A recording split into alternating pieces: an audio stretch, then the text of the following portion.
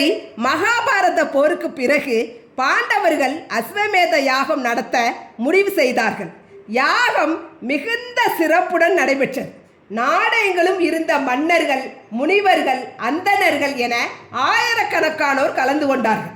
அன்னதானமும் தான் தர்மங்களும் பெருமளவில் வழங்கப்பட்டன. அனைவரும் இவ்வளவு சிறப்பாக யாரும் யாகம் செய்ததில்லை, தர்மபுத்திரனின் புகழ் உலகம் முழுவதும் பரவும் என்று பாராட்டினார்கள். அந்த நேரத்தில் திடீரென்று ஒரு விசித்திரமான கீரி பிள்ளை யாகசாலைக்குள் வந்தது. அதன் உடலில் ஒரு பக்கம் முழுவதும் தங்க நிறமாக இருந்தது, மற்றொரு பக்கம் சாதாரணமாகவே இருந்தது. அது யாகசாலையின் தரையில் புரண்டு எழுந்து, இல்லை, இந்த யாகம் இன்னும் முழுமையடையவில்லை என்று கூறியது. அங்கிருந்த அனைவரும் அதிர்ச்சி அடைந்தார்கள். தர்மபுத்திரன் அந்த கீரி பிள்ளையிடம், நீ ஏன் இப்படி கூறுகிறாய் என்று கேட்கிறார். அப்போது அது ஒரு பழைய நிகழ்வை கூறத் தொடங்கியது. ஒரு காலத்தில் ஒரு சிறிய கிராமத்தில் மிகவும் ஏழ்மையான குடும்பம் வாழ்ந்து வந்தது. பல நாட்களாக அவர்கள் உணவு உண்ணாமல் பட்டினியாகவே இருந்தார்கள். ஒரு நாள் மிகவும் கஷ்டப்பட்டு சிறிதளவு உணவை பெற்றார்கள். அவர்கள் சாப்பிட அமர்ந்த போது ஒரு விருந்தினர் வந்து, எனக்கு மிகவும் பசிக்கிறது, ஏதாவது உணவு கிடைக்குமா என்று கேட்டார். உடனே அந்த குடும்பம் தன்னிடம் இருந்த உணவை கொடுத்தார்கள்.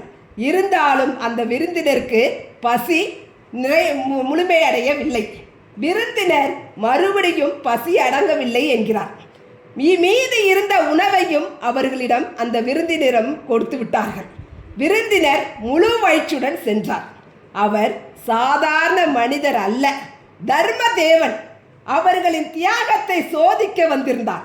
அவர்களின் தன்னலமற்ற அன்பை கண்டு மகிழ்ந்த அவர் அந்த குடும்பத்திற்கு மோட்சம் அருளினார். நான் அந்த வீட்டின் தரையில் இருந்து உணவு துகள்களில் புரண்ட போது என் உடலின் ஒரு பக்கம் தங்கமாக மாறியது. அதன் பிறகு அதே அளவுக்கு உயர்ந்த தானம் எங்காவது நடந்தால் என் உடல் முழுவதும் தங்கமாகிவிடும் என்று எண்ணி பல யாகங்களுக்கு சென்றேன். ஆனால் எந்த யாகமும் தங்களிடம் இருந்த கடைசி உணவை கூட பிறருக்காக தியாகம் செய்த அந்த ஏழை குடும்பத்தின் அன்புக்கும் தியாகத்துக்கும் ஈடாக இல்லை. அதனால் தான் என் உடலின் மீதி பகுதி இன்னும் தங்கமாகவே மாறவில்லை என்றது.